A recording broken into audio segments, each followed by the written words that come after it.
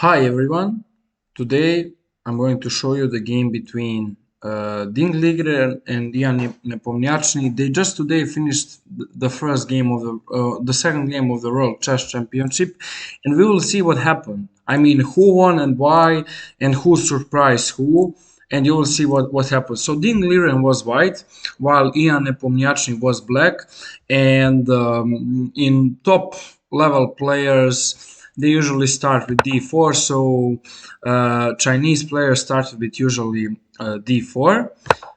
Ian played knight f6, c4, Nepo played e6, knight f3, and d5.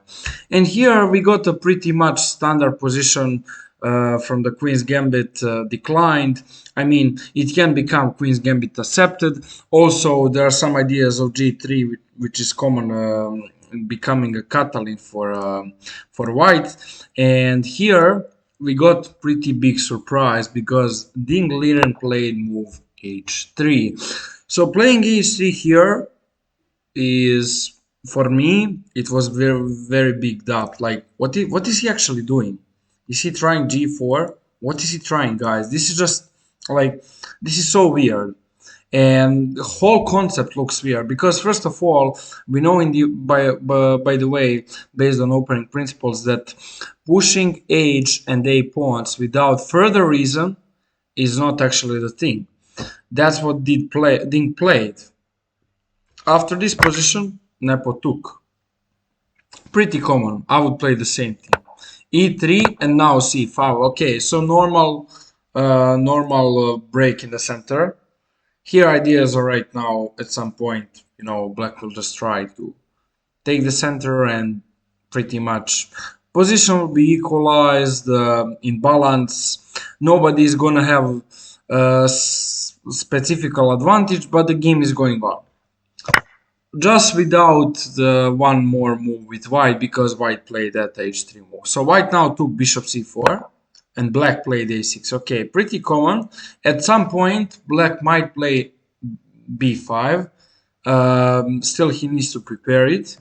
Castles, knight c6, and white played knight c3. All of this is pretty common. There's nothing special here to add. Only thing which is weird was the move h3.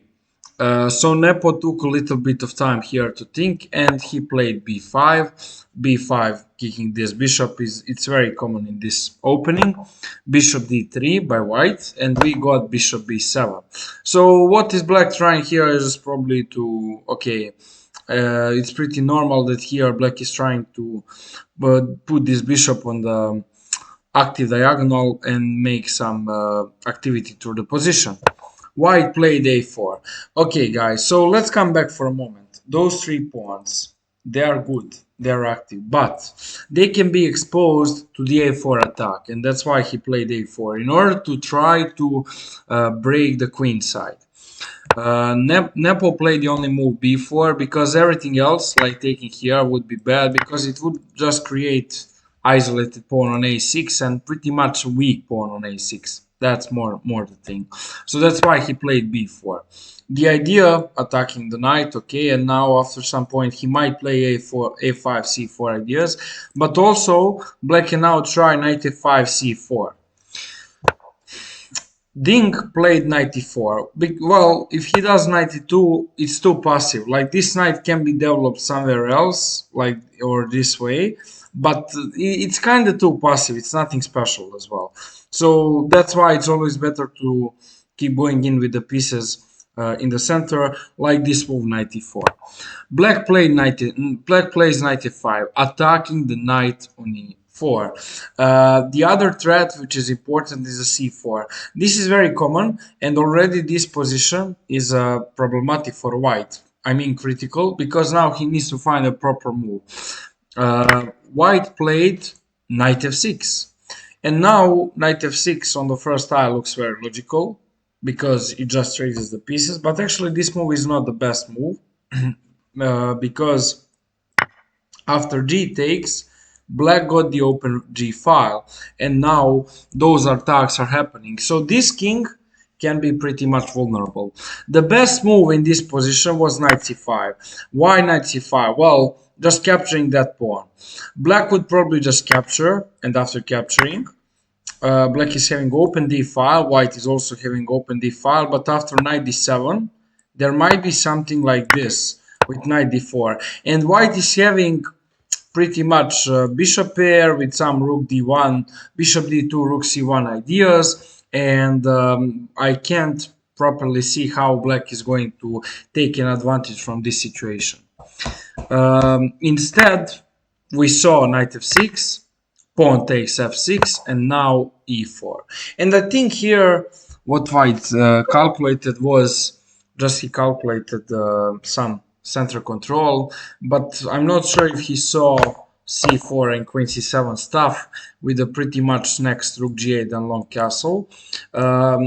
Even he saw that, but the question is, did white actually properly calculate the thing here? Because the point, no material disbalance, but the problem here for white is that black got very strong pawns on the queen side, and that's the biggest issue. The big question is how is white going to continue. So white played bishop d2, developing this bishop, because this bishop was the only piece who wasn't actually developed from this square, so this makes complete sense. Bishop d2, and now black played rook g8. Another option was long castle. This is also fine because he would just open up a rook's activity, and white is in a doubt about what's he going to do. So black does rook g8. Rook g8 here is a pretty much thing which is normal and logical. And now rook c1. Slightly suspicious move. Why suspicious move? So, well, this move is suspicious because I'm not sure if there's a real idea over this move, but it makes some sense. What was the better option was interesting move, queen e1, which is now setting up a pin here, and a direct pin because black can't push b3 because of bishop a5, and now the queen is hanging. So this was pretty much the thing which would happen as well. Instead, he chose rook c1 and now long castle, bishop d3, trying to eventually make some threats around c4, but what black does is just king b8. And simply with king b8, I don't see what is white's continuation. White played the move rook e1. Rook e1 here is pretty much normal move, but still it's like nothing special. Black does f5 and now bishop c2. So bishop c2 is a move here because white just wants to probably just get out of this threat at some point, to maybe try something like with taking, with pushing. I wasn't completely sure what white wanted, but after knight c6, this was a very interesting move because black is now threatening to take on d4. And now we got some mess. I mean, taking on f5 would be completely blunder because after knight d4, everything is hanging. Whole board is hanging. After this, black can just capture and probably just go in with the pieces. But there's actually a very nice combination. Rook f2, king f2, and look at this right now. Just queen h2, and after king e3, bishop h6. Checkmate. That was a trick. So that's why white can't easily take on f5 and allow opening up a whole situation around the king. So he tried the interesting move, bishop g5. And for all of you who are watching this and you didn't watch the game today, there's a tactics here.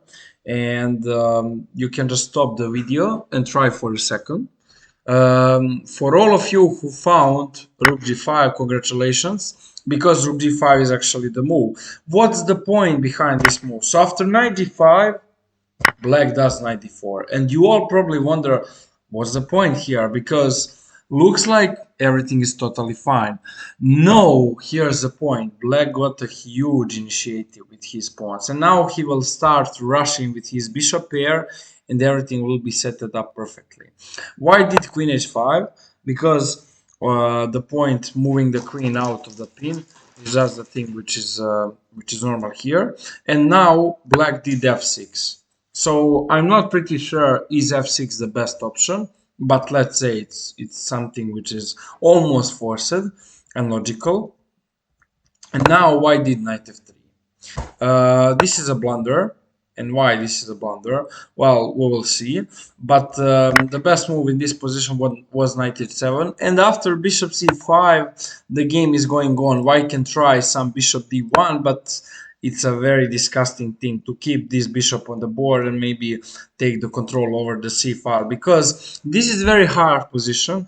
And generally, what should white try to do is to just try to open up some attack as fast as possible, because currently black is the only one who is who is gaining control of the everything. And why did knight f3? And now why this is a blunder? This is a blunder because after knight c2, rook c2, black can just play bishop e4, and just he is double threatening a lot of the stuff, and this is very unpleasant position for white. And black is having a bishop pair, black is having a pawn storm, and black is having no weaknesses. The most important position here, black's king is safe while white's king is very disgusting, guys. um, this is very hard position, and I can only imagine how white was feeling after all of the situation which was happening around here. Real mess, but amazingly, black is not struggling. At any point of the game, black didn't struggle. And Ding played King H1 here. So King H1, for me, I couldn't simply understand this move completely. I'm not sure why he never wanted to play knight d4 again for some activity, because even if this move was some tactical mistake, white still should try to play that because he needed some counter chance. That was a thing. You are guys trying to look counter chance when you are having tough position. So rook king h1, c3, and now after a few moves you will see how white's position broke completely. Takes, pawn takes, rook d4, c2. Now black threatens promotion. So white did queen h6 and now a5. And the problem here is after rook d2, black can just promote. And this is just game over after rook c1, queen c1. Black is just up a piece and up a couple of pawns and huge activity.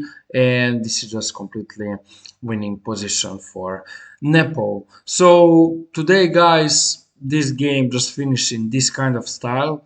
And to be honest, I'm quite surprised that on this high level somebody can get outplayed as white like this. But we will see tomorrow's game where Nepo will be white. Did Ding actually prepare something? Because just the day before, what did Ding Liren said was that he wasn't prepared in the first game. So the logical sorry, so the logical opinion might be that he's actually trying to get in the match, so he needs a couple of games to actually goes in and try to do something. I hope you guys, after longer time, know without me, you're enjoying watching this video. Feel free to drop a like and subscribe, and we'll see each other in the next video. Thank you all for watching, and see you next time. Goodbye.